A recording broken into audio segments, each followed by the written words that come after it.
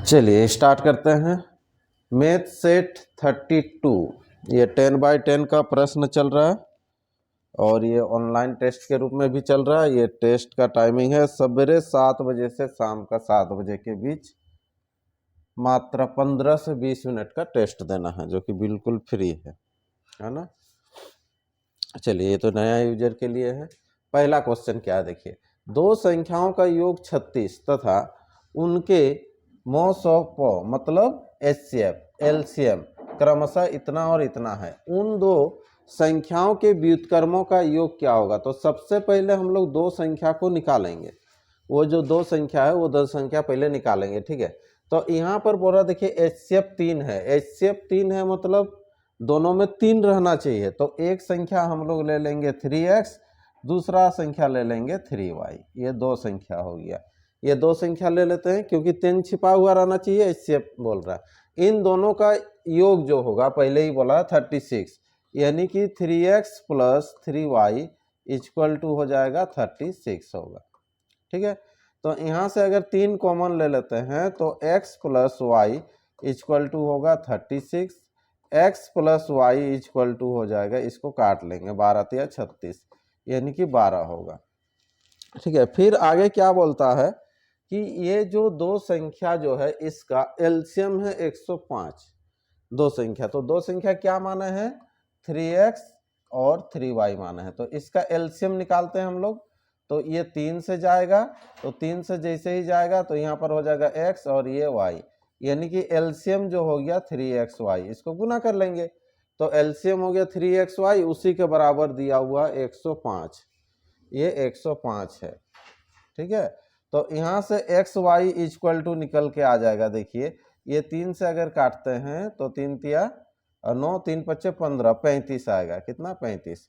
तो वैसा दो संख्या आपको सोचना है, वैसा दो संख्या आपको सोचना है कि गुना करने से 35 आना चाहिए, जोड़ने से 12 आना चाहिए। तो ये 12 को दो पार्ट में तोड़िए या 35 को दो पार्ट में तोड़िए। गुना करने से 35 और जोड़ने से 12। तो यहाँ पर देखिए 5 गुना 7 35 होता है ना, या 7 पचे 35 बोलिए, और तो नहीं टूटेगा ये दो पार्ट। और 7 और 5 को जोड़ने से या 5 और 7 को जोड़ने से कितना होता है 12 होता है। तो यानी कि हम लोग को जो पहला जो संख्या मिल जाएगा, यहाँ पर पहला जो संख्या मिल जाएगा 3 गुना 5 कर लेंगे, दूसरा जो संख्या मिल जाएगा 3 गुना 7 मिलेगा। तो यहाँ पर हो जाएगा ये 15 और यहाँ पर हो जाएगा 7 या 21। तो दो संख्या हम लोग के पास ये उपलब्ध हो गया, ठीक है, 15 और 21। तो अब जो प्रश्न बोलता है फिर से कि ये दोनों के उन दोनों संख्याओं के व्युत्क्रमों का योग क्या है। तो व्युत्क्रम क्या होता है।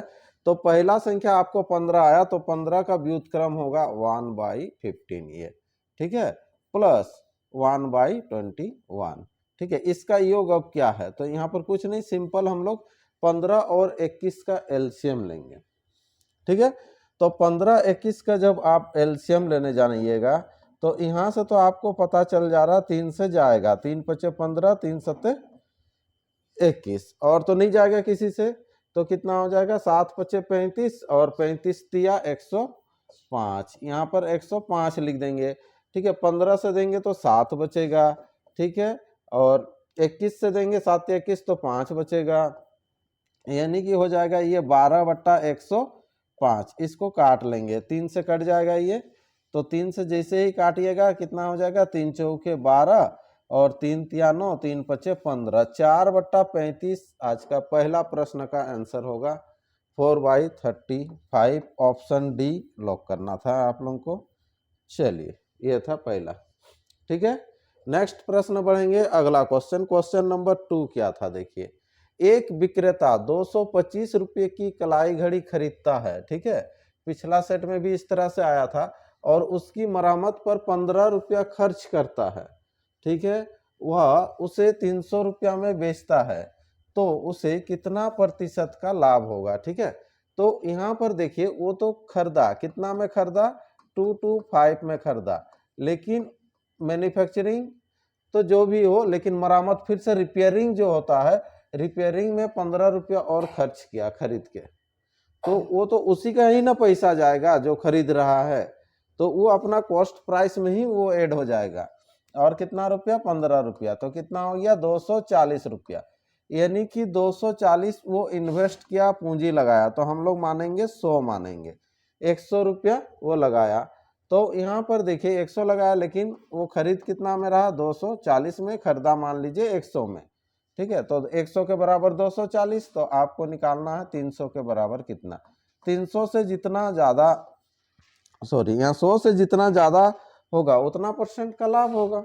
लेकिन पूछ रहा लाभ प्रतिशत क्या है, आ जाएगा यहाँ से, ठीक है। इसको काट लीजिए, ये 0 0, ठीक है, 3 से ही काटिए, या 6 से, 6 चौके 24 कर देते हैं, 6 पचे 30 आपको दिख रहा है, ठीक है। यहाँ अगर 2 होता है तो ये 5 होता है, फिर ये कट जाएगा तो यहाँ पर हो जाएगा 25, 25 पचे हो जाएगा 125 होगा, क्या होगा 125। तो 100 से 125 हुआ, तो क्या हुआ 25% की क्या हुआ, उसका फायदा हुआ, लाभ हुआ।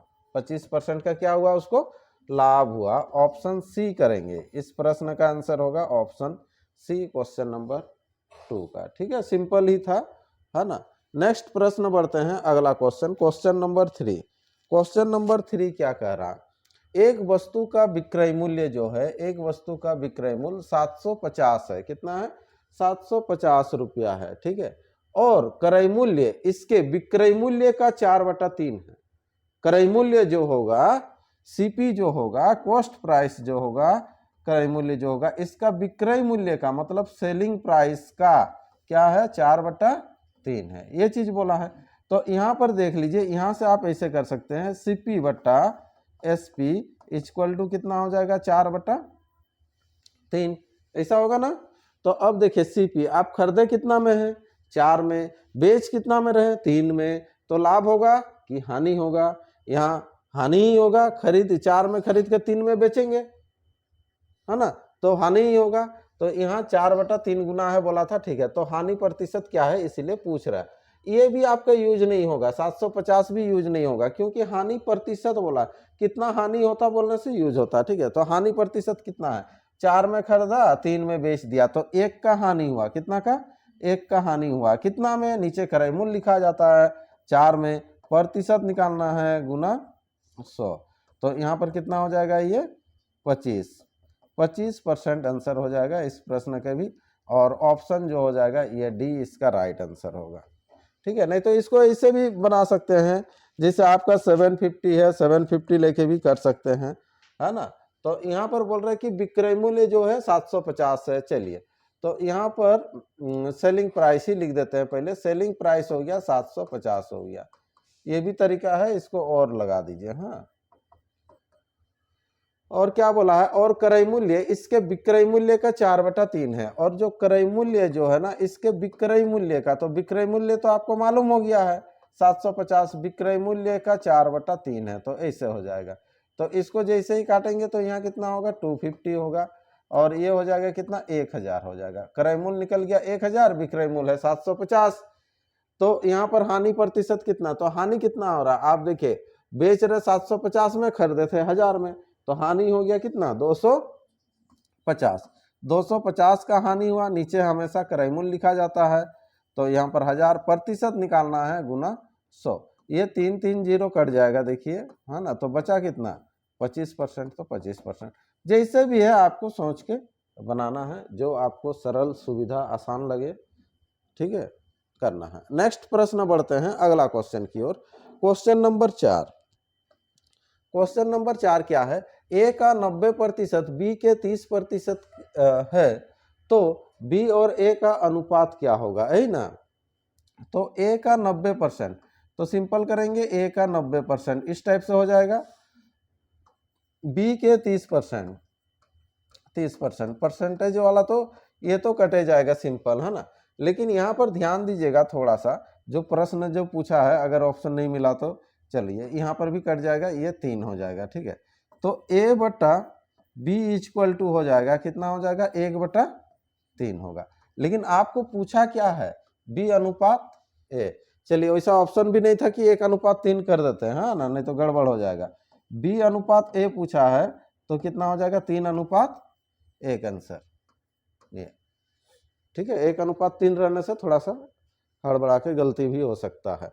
नेक्स्ट प्रश्न बढ़ते हैं, अगला क्वेश्चन। अगला क्वेश्चन है आपके सामने, एक परीक्षा में 80% छात्र अंग्रेजी में उत्तीर्ण हुए, 85% छात्र गणित में उत्तीर्ण हुए और 75% अंग्रेजी तथा गणित दोनों में। तो इसको वेन आरेख से हम लोग बनाएंगे, है ना। एक तरफ हम लोग रखेंगे जो पहला जो सब्जेक्ट दिया हुआ, देख लो पहला क्या है, अंग्रेजी है, उसके बाद क्या है, मैथ है। तो यहाँ पर हो जाएगा ये इंग्लिश होगा और यहाँ पर क्या हो जाएगा, इधर मैथ होगा। सबसे पहले कंबाइंड जो बीच वाला बोला है वो बीच वाला को पहले लिख लो। बीच वाला क्या, दोनों में, तो दोनों में कितना है, 75% है ना। तो दोनों में 75% है, तो बीच में लिख देंगे हम लोग 75, ठीक है। बोला है इंग्लिश में, इंग्लिश में जो बोला है कितना बोला है, इंग्लिश में बोला है 80, तो यहाँ पर और 5 भरेंगे तब तो ये इंग्लिश में 80 होगा, ये इंग्लिश में 80 हो जाएगा, ठीक है। चलो ये 5 डाल दिया। तो फिर इसमें बोल रहा है 85, तो इसके लिए कितना भरना पड़ेगा, 10। तब मैथ में हो जाएगा कितना, 85 हो जाएगा। 75 पहले से ऑलरेडी है, तो ये वेन आरेख में इसे है। अभी सबको आप जोड़ लीजिए। फिर क्या बोल रहा है, यदि 40 छात्र दोनों विषयों में अनुत्तीर्ण रहे हैं, तो ये जो हम लोग डाटा बनाए, किसका डाटा बनाए, ये तो पास का है ना, ये पास का डाटा है। तो टोटल यहाँ पर पास आ जाएगा, टोटल जो पास किया कितना जन है ना, तो टोटल पास इक्वल टू, सबको जोड़ देंगे, 75 और 4 कितना हो जाएगा, 80 10 90, 90 पास। तो फेल कितना हो जाएगा, 10। फेल कितना हो जाएगा, 10। और 10 के बराबर दिया हुआ आपको कितना, 40। तो निकालना क्या है, छात्रों की कुल संख्या। तो छात्रों की कुल संख्या 100, तो 100 के बराबर कितना हो जाएगा, ये 400 आंसर हो जाएगा। हाँ, ऑप्शन ए इसका राइट आंसर कर लेंगे, इस तरह से बना लेंगे इसको, ठीक है। चलिए नेक्स्ट प्रश्न है, अगला क्वेश्चन है question number 6। A B C एक काम को क्रमशः, ठीक है, 10 दिन 12 दिन और 15 दिनों में पूरा कर सकते हैं। ए और बी मिलकर काम शुरू करते हैं और 4 दिन बाद छोड़ देते हैं। शेष काम को पूरा करने में सी को कितने समय लगेगा। तो पहले टोटल काम जान लो, ए प्लस बी प्लस सी, ये तीनों मिल के जो है कितना दिन में किसी काम को करता है, तो अलग अलग दिया हुआ है, ठीक है, कोई बात नहीं, अलग अलग ही हम लोग निकाल लेंगे। चलिए ये अलग अलग दिया हुआ तो कंबाइन कर देंगे, ए कितना दिन, बी कितना दिन और सी कितना दिन है। देखो तो ए जो है 10 12 15, 10 12 15 का एलसीएम निकाल लेंगे हम लोग का 60 आएगा। कितना आएगा, ये 60 आ जाएगा। ए का क्षमता निकाल लेते हैं, तो ए का क्षमता 6 मिलेगा, बी का क्षमता ये 12 × 6 हो जाएगा और सी का 15 चौके, ये तीनों का क्षमता निकल गया, ठीक है। टोटल काम हो गया कितना हो गया, 60 हो गया। टोटल काम है 60 है। इस 60 काम को अब करना है, कैसे करना है, ए और बी मिलकर काम शुरू करते हैं और 4 दिन बाद काम छोड़ देते हैं। तो ए और बी को काम करा लीजिएगा, ए प्लस बी जो है काम करेगा। कितना दिन तक काम करेगा, ये 4 दिन तक। 4 दिन तक काम करा लेंगे। उसके बाद क्या करेंगे, शेष काम पूरा करने में सी को कितना, तो शेष काम जो इधर बचेगा ये सी करेगा। नहीं मालूम कितना दिन, x दिन ले लेंगे, ठीक है।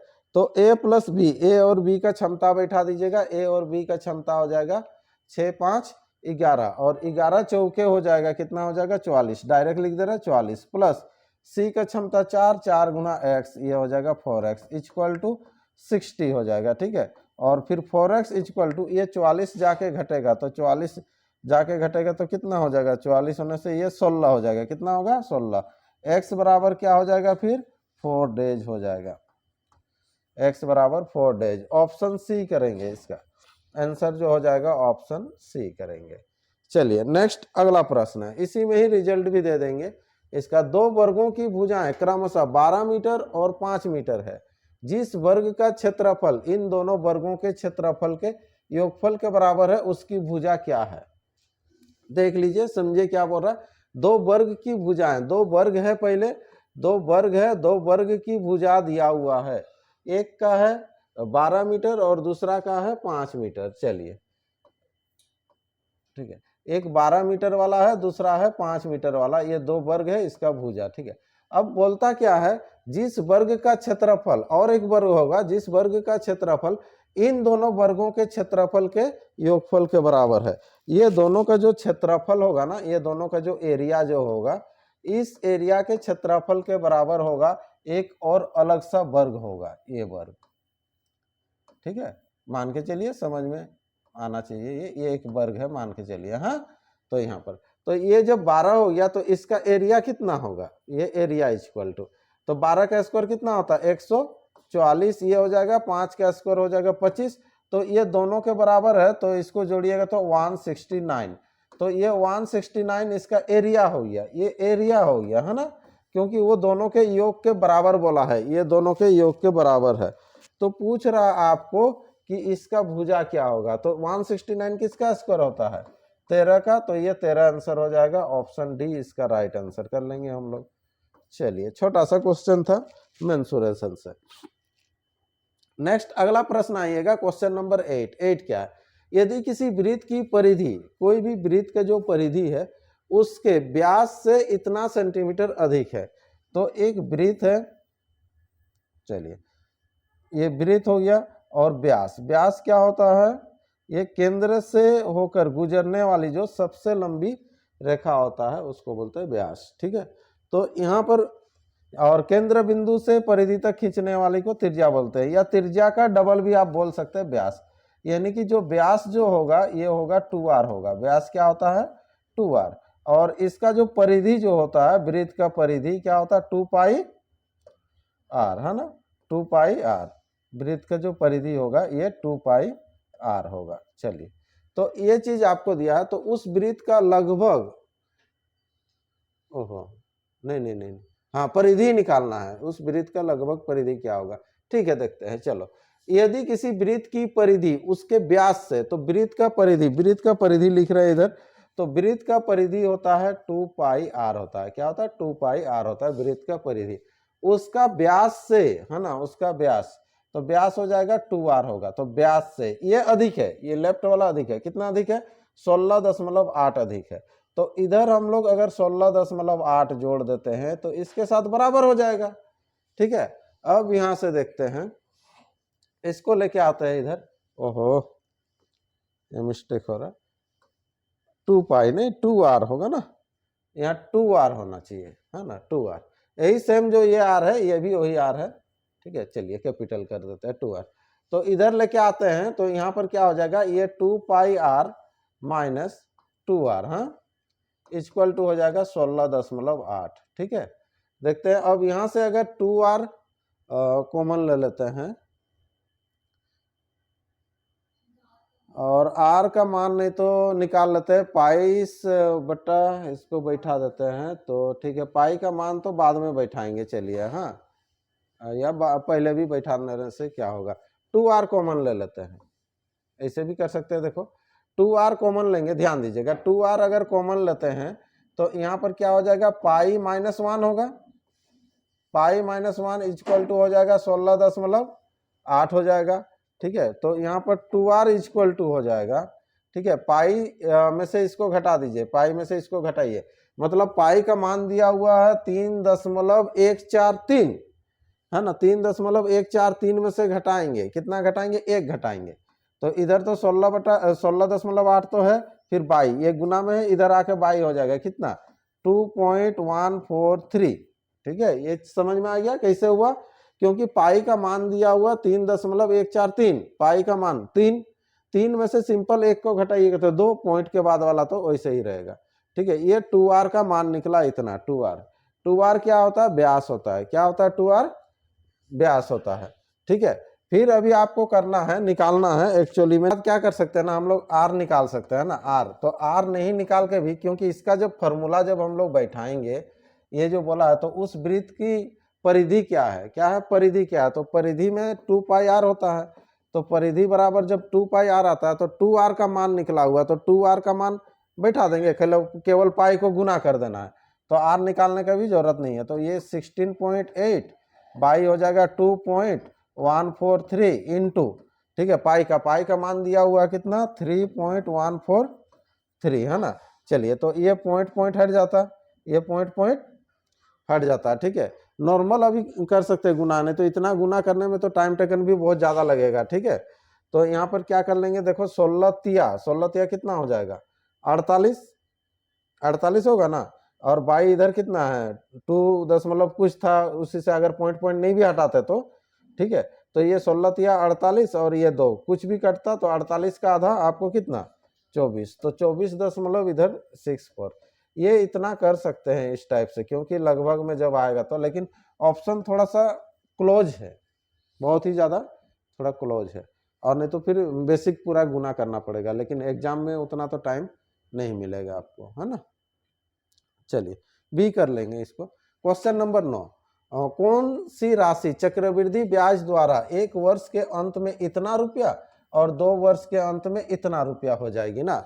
कौन सी राशि बोला है, ठीक है, सीआई से है, तो सीआई का लिए तो आसान तरीका है, कुछ नहीं है यहाँ पर। सीआई के लिए पहले प्रिंसिपल पी है, पहले से 1 साल तक अगर जमा करेगा तो कितना हो जाएगा वो 1 साल में, 1 साल में 650 हो जाएगा, ठीक है। और अगला अगर 2 साल तक अगर जमा करता तो कितना हो जाता 676 हो जाता, यही ना।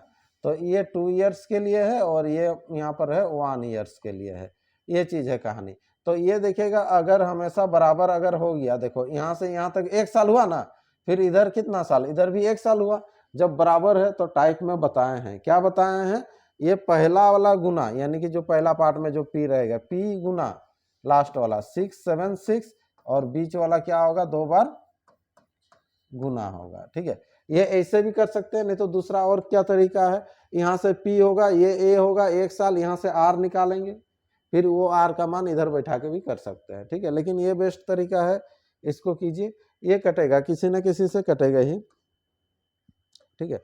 65 है, 13 से कट सकता है, 13 पचे 65 होता है, और इधर हो जाएगा कितना 13 पचे 65 ना, 13 पचे 65, 65 होने से कितना बचा 2 बचा, 13 दूना हो जाएगा कितना 26, है ना, 13 चौके 52, 13 पचे फिर से 65, ठीक है। अगर यहाँ पी बराबर देखो 4 है ना, तो इसको 2 से काटिएगा तो ये 25, इसको 2 से काटिएगा तो ये भी 25, ये 4 खत्म हो जाएगा, 25 गुना 25 कितना हो जाएगा 625। तो इस प्रश्न का आंसर होगा 625, ऑप्शन सी इसका राइट आंसर करेंगे क्वेश्चन नंबर 9 का, ठीक है। चलिए और एक लास्ट क्वेश्चन होगा इस सेट का, क्वेश्चन नंबर 10।